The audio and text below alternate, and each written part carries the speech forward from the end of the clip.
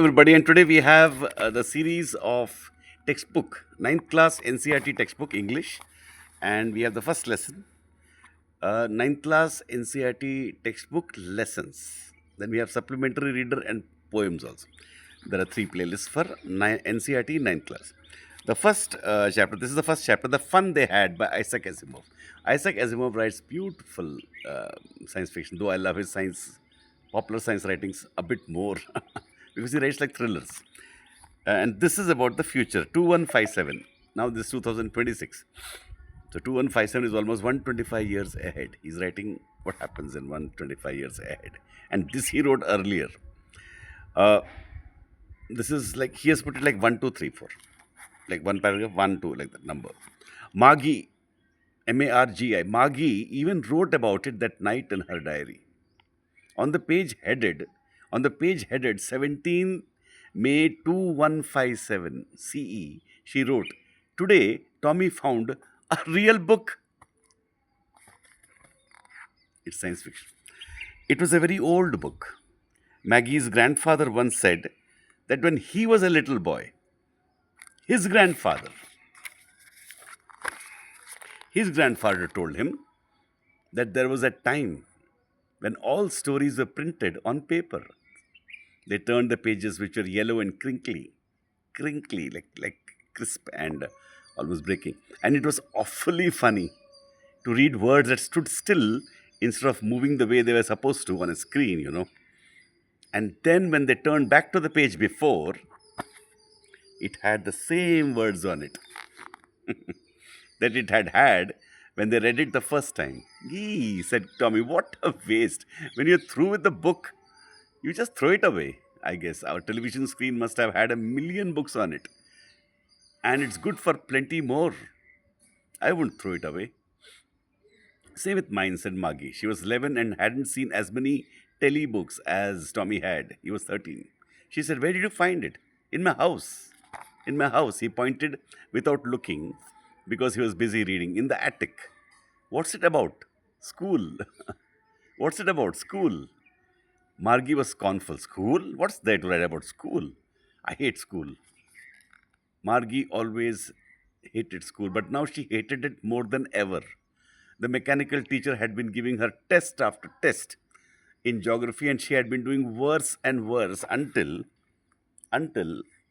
her mother had shaken her head sorrowfully and sent for the county inspector. He was a round little man with a red face and a whole box of tools with dials and wires. He smiled at Maggie and gave her an apple, then took the teacher apart, mechanical teacher.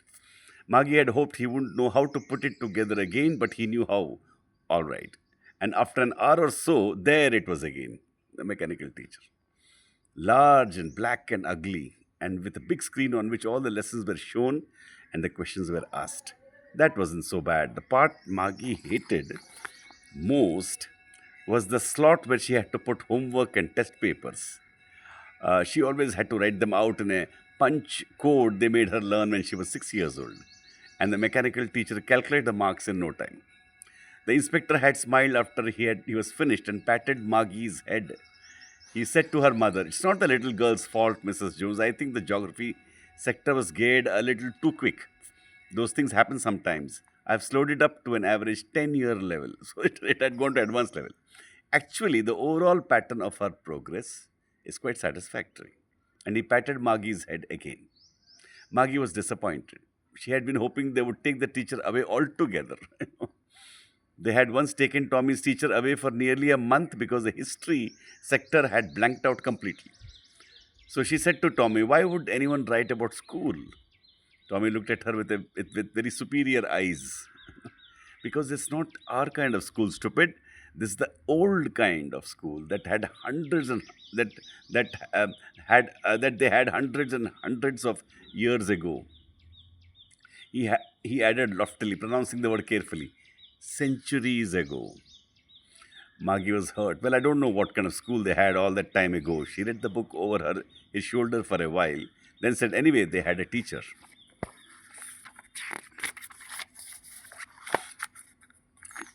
Sure, they had a teacher, but it wasn't a regular teacher. It was a man.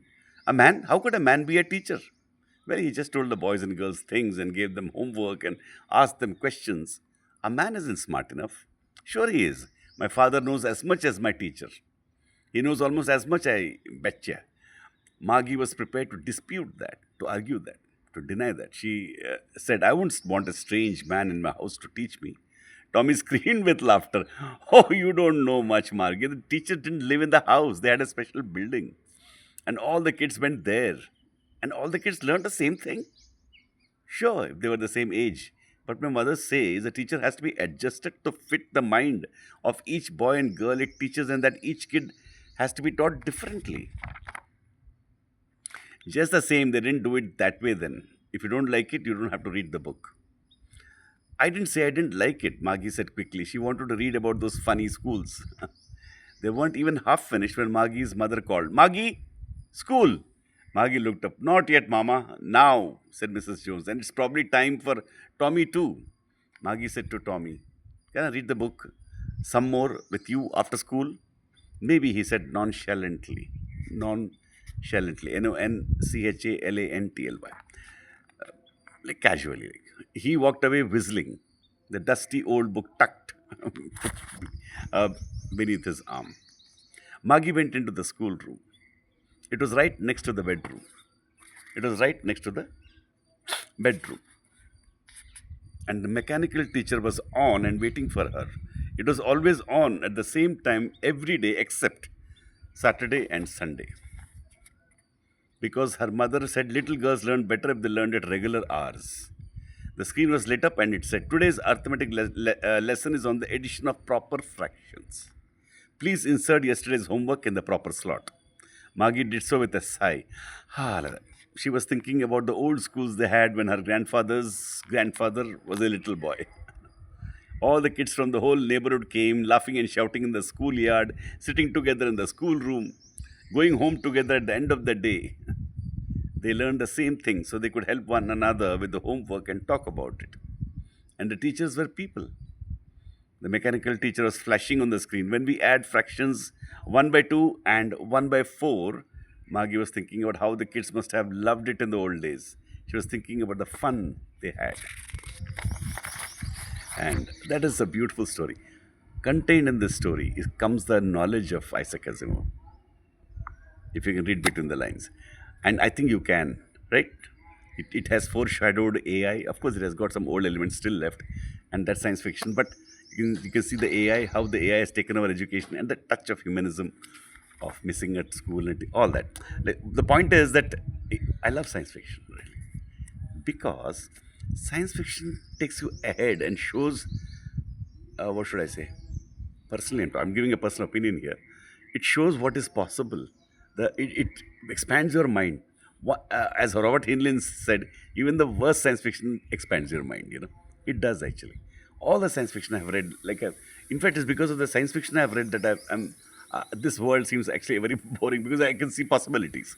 Science fiction shows possibilities, and here, what I loved again, as I read, I have read this many times, but as I read, I realized he has foreshadowed AI in education, which has not yet come, which shows that even in 21457 people have not kind of, my opinion, kind of understood the content of subjects. The day people understand the content of subjects, the depth of subjects, the concepts, then science fiction will,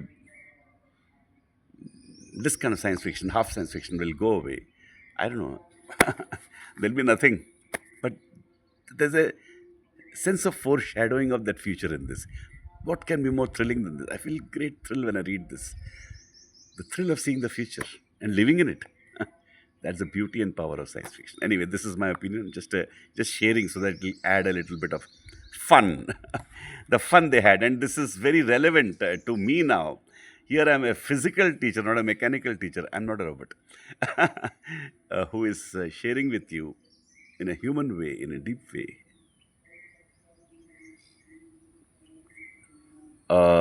basic concepts of education.